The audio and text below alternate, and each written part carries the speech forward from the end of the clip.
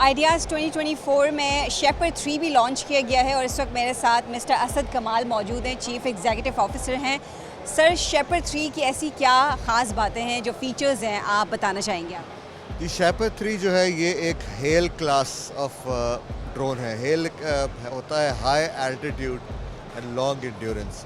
ये किसी भी फ़ौज के लिए या आर्म फोर्सेस के लिए एक बड़ी स्ट्रेटिजिक वैल्यू होती है, चूँकि ये काफ़ी हाई उड़ता है 35,000 फुट तक और 30 घंटे तक ये सर्वेलेंस कर सकता है। प्लस ये जिस तरह के वेपन्स लेके जाता है, उसमें लाइट वेपन्स हैं, उसमें एंटी टैंक वेपन्स हैं, इवन टॉर्पीडोज़ हैं, तो इसकी एक बहुत बड़ी वैल्यू एडिशन है किसी भी फ़ौज के लिए जो इसको यूटिलाइज़ करती है।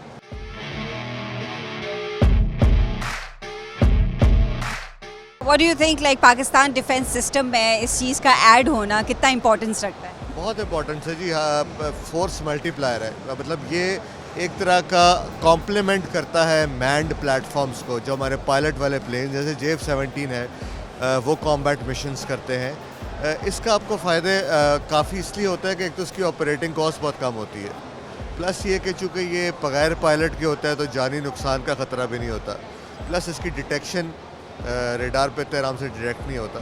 तो इसके बहुत सारे फ़वाइद हैं जो कि किसी भी मिलिट्री को इस लेवल के ड्रोन को इंडक्ट करने से होते हैं। If I am not wrong sir, इससे पहले शेपर्ड 2 भी लॉन्च किया गया था, तो उसमें ऐसी क्या लिमिटेशंस थी जो आपने इस शेपर्ड 3 में कवर करने की कोशिश? जी, शेपर्ड 2 में ना लिमिटेशंस है और ना वो डिसकंटिन्यू हुआ है। शेपर्ड 2 एक्चुअली एक और क्लास ऑफ बर्ड है। ये अगर आप 3-4 लेवल्स होते हैं of ISR and combat operations.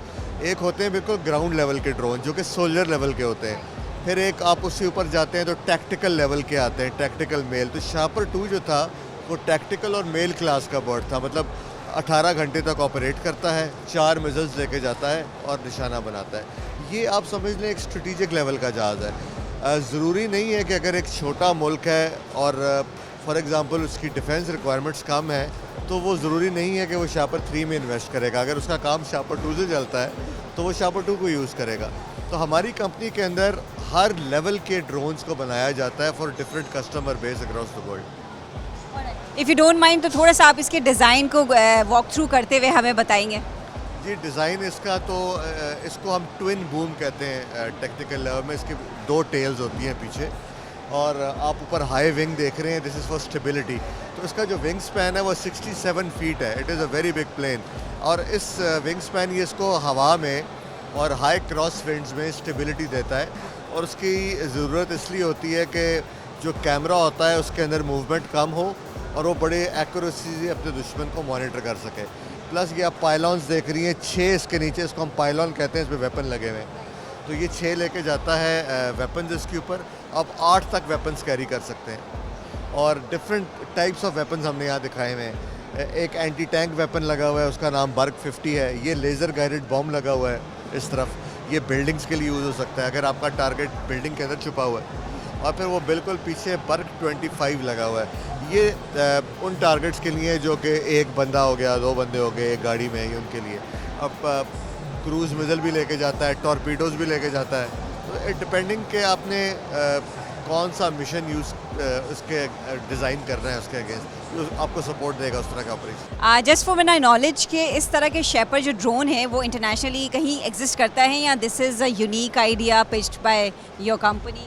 नहीं, बिल्कुल करता है। आपने नाम सुना होगा प्रेडेटर, एक ज़माने में बड़ा इनफेमस नाम था प्रेडेटर UAV अमेरिकन जो है, जो बिल्कुल हाई एल्टीट्यूड से टारगेट्स को निशाना बनाता था कि नीचे वाला एयर डिफेंस उसको टारगेट नहीं कर सकता था। ये उस लेवल का प्लेन है जो हमने बनाया है कि किसी भी आम मुल्क के लिए या एनिमी के लिए इसको इवन देखना या सुनना या टारगेट करना भी आसान नहीं होगा।